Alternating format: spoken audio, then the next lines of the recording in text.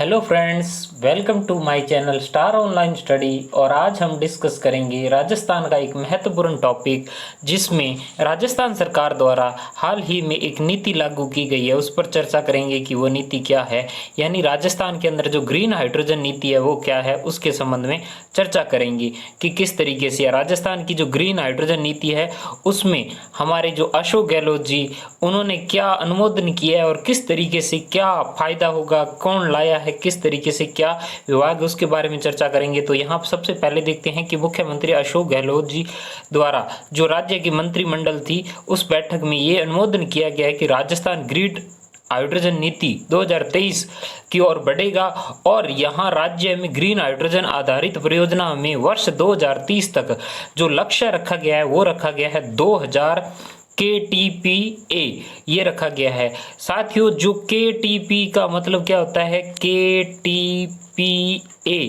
इसका मतलब होता है 1000 टन प्रति वर्ष जो ऊर्जा उत्पादन की जाती है, उसका मतलब होता है KTPA। इस तरीके से होता है। तो ये लक्ष्य रखा गया है 2030 तक का अशोक गहलोत जी द्वारा।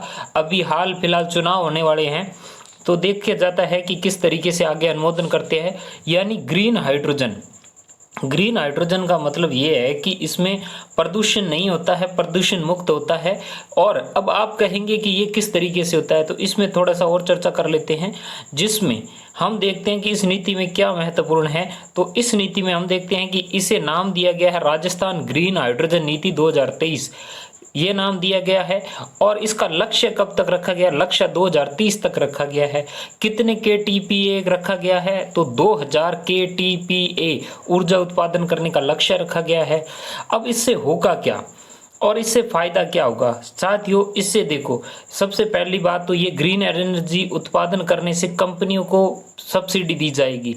और राजस्थान में जो पहले निवेश प्रोत्साहन नीति 2022 में लाई गई थी उसके तहत अब ग्रीन हाइड्रोजन नीति के तहत उनमें छूट भी दी जाएगी।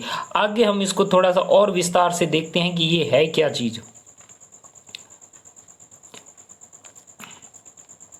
ग्रीन हाइड्रोजन नीति, इसको विस्तार से देखते हैं, इसका कब अनुमोदन हुआ, किस तरीके से। तो इसका नाम तो पहले अपने देखते हैं कि इसका नाम है राजस्थान ग्रीन हाइड्रोजन नीति 2023। और इसका अनुमोदन जो मंजूरी मिली है 20 सितंबर 2023 को मंत्रिमंडल की मंजूरी मिल गई थी। इसको विभाग जारी करने वाला कौन सा है, ऊर्जा विभाग। ध्यान रखना, इसको जो इस नीति को लागू करने वाला विभाग कौन सा है, ऊर्जा विभाग है। अब बात आती है ऊर्जा विभाग, तो इसका जो प्रोत्साहन योजना किससे जोड़ा गया, तो ये राजस्थान निवेश प्रोत्साहन योजना 2022 वाली है, उसके साथ जोड़ा गया है। यानी उस योजना के साथ जोड़ के इसमें छूट प्रदान की जाएगी, किसमें, राजस्थान ग्रीन हाइड्रोजन नीति के। अब उद्देश्य क्या है, इसका एम्स क्या है, उद्देश्य क्या है, तो साथियों इसका उद्देश्य है सौर ऊर्जा, पवन ऊर्जा, ग्रीन हाइड्रोजन बनाने के लिए नीति बनाना, ये इसका उद्देश्य है। यानी हमारा जो राजस्थान है वहाँ से सौर ऊर्जा की काफ़ी संभावनाएं हैं, पवन ऊर्जा की काफ़ी संभावनाएं हैं, उसके माध्यम से हम ग्रीन हाइड्रोजन बनाने की नीति अपनाई गई है। अच्छा, आप कहोगे इससे लाभ क्या होगा, किस इकाइयों में लाभ होगा, तो लाभ हमें होगा petroleum, steel plant, refinery, cement, परिवहन, विमान क्षेत्र में हमें इसका लाभ होगा। यानी हमें इन इकाइयों में लाभ मिलेगा, क्योंकि वर्तमान में हम दूसरे राज्यों पर निर्भर है। तो इससे क्या होगा, इससे हमारे जो दूसरे राज्यों पर निर्भरता खत्म होगी। ध्यान रखना, दूसरे राज्यों से हम जो एनर्जी लेते हैं वो हमारी निर्भरता खत्म होगी। चलिए हम और विस्तार से बात करते हैं कि ग्रीन हाइड्रोजन है क्या। तो इसको विस्तार से देखते हैं कि ग्रीन हाइड्रोजन है क्या। इसको हम इस तरीके से समझ सकते हैं कि ये नीति के तहत क्या है। तो सबसे पहले हम देखते हैं ग्रीन हाइड्रोजन अक्षय ऊर्जा का नवीन उदीयमान क्षेत्र है। अक्षय ऊर्जा मतलब जो बार बार ऊर्जा प्राप्त की जा सकती है। अक्षय ऊर्जा का उपयोग जो किया जाता है, जो जल को इलेक्ट्रोलिसिस का कर हाइड्रोजन का उत्पादन किया जाता है, यानी उसको इलेक्ट्रॉन के माध्यम से बदलकर उसे हाइड्रोजन का उत्पादन किया जाता है, इसे ग्रीन हाइड्रोजन कहा जाता है। अगर हम देखें अक्षय ऊर्जा से इलेक्ट्रॉनिक्स और उसके बाद में हाइड्रोजन बनाने को हम कहते हैं ग्रीन हाइड्रोजन। आप कहोगे इससे फायदा क्या होगा, इससे फायदा ये होगा कि इसका मुख्य उपयोग रिफाइनरी में होगा। स्टील प्लांट में होगा, अमोनिया में होगा यानी अमोनिया बनाने में होगा। और देश में कुल जो हाइड्रोजन की मांग है वो कितनी है, वो वर्तमान में 60 लाख टन है, जबकि राजस्थान तो केवल और केवल कितना उत्पादन करता है, केवल 2.5 लाख टन ही उत्पादन करता है। तो इससे फायदा क्या होगा, इससे फायदा ये होगा कि इसके निर्माण से प्रदूषण नहीं होगा, प्रदूषण मुक्त होगा। ध्यान रखना साथियों, ये वाला पॉइंट पूछेंगे कि प्रदूषण मुक्त ऊर्जा कौन सी है, तो ग्रीन हाइड्रोजन ऊर्जा प्रदूषण मुक्त है, इसमें निर्माण में प्रदूषण नहीं फैलता है।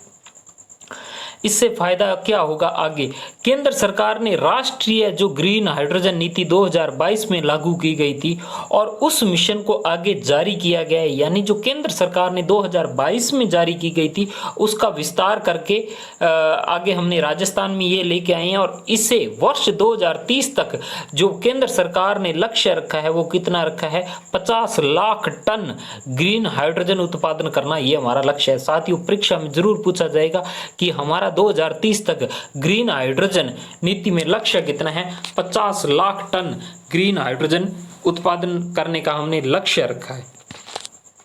अब आप कहोगे इसके प्रावधान क्या किए गए हैं, प्रावधान ये किए कि अगर इसे कोई अपनाता है तो उसे क्या छूट मिलेगी।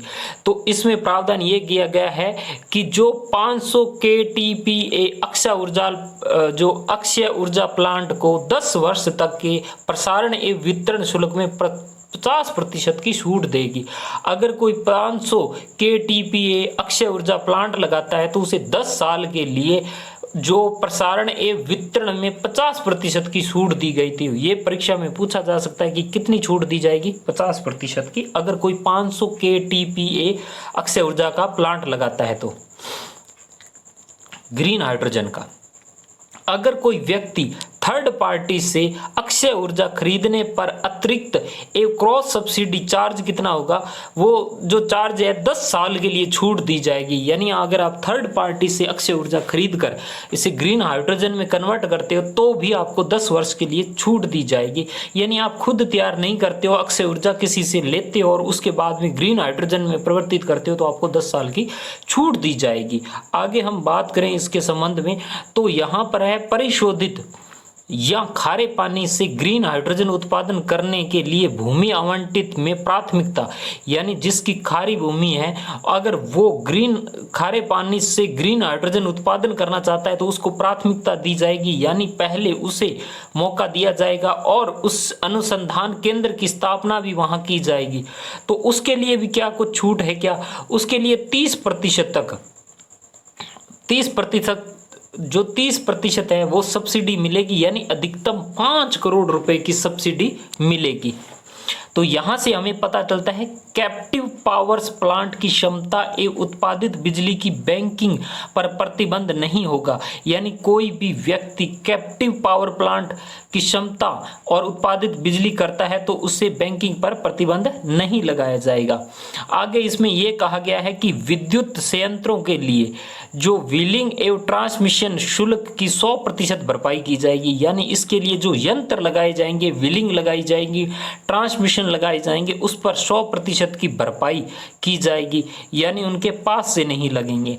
आगे ये बताया गया है कि बिजली संयंत्रों के लिए हमें जो बैंकिंग शुल्क में भी 7 से 10 वर्ष तक माफ किया जाएगा। जो हम बैंकों से पैसा उठाएंगे उसके लिए भी हमें 7 से 10 वर्ष तक की छूट दी जाएगी।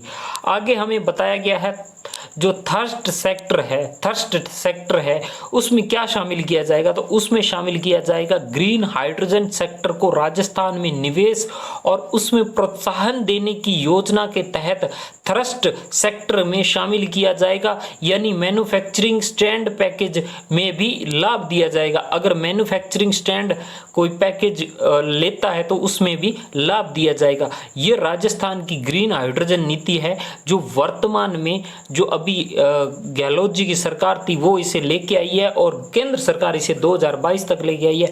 आपको पता है कि राजस्थान में अक्षय ऊर्जा के काफ़ी स्रोत है, पवन ऊर्जा, सौर ऊर्जा से काफ़ी संभावनाएं हैं जो इसमें शामिल किया जाता है, यानी ग्रीन हाइड्रोजन प्लांट लगाने के लिए ये योजना खोली गई है। तो इससे संबंधित प्रश्न पूछे जा सकते हैं कि राजस्थान ने कितना लक्ष्य रखा है, तो वहां हम देखेंगे राजस्थान का जो है 2000 KTPA लक्ष्य रखा है 2030 तक। और इसे लाने वाले मुख्यमंत्री कौन है? अशोक गहलोत जी, क्योंकि वर्तमान में आचार संहिता चल रही है तो हो सकता है आने वाले यही मुख्यमंत्री हो या कोई अन्य मुख्यमंत्री हो, तो उसमें थोड़ा परिवर्तन हो जाएगा, लेकिन इसे लागू करने वाले जो प्रधान मुख्यमंत्री है वो कौन है? अशोक गहलोत जी है, इनकी मुख्य भूमिका रही थी। तो निश्चित रूप से हमें राजस्थान के संदर्भ में हमें फायदा मिलेगा, अन्य राज्यों से हमारी निर्भरता कम होगी। आपको ये वीडियो कैसी लगती है? अगर आपको अच्छी लगती है तो लाइक शेयर सब्सक्राइब करें और हमारे टेलीग्राम ग्रुप को भी ज्वाइन करें ताकि आपको लेटेस्ट अपडेट मिल सके। तो मिलते हैं नेक्स्ट वीडियो में। जय हिंद, जय भारत।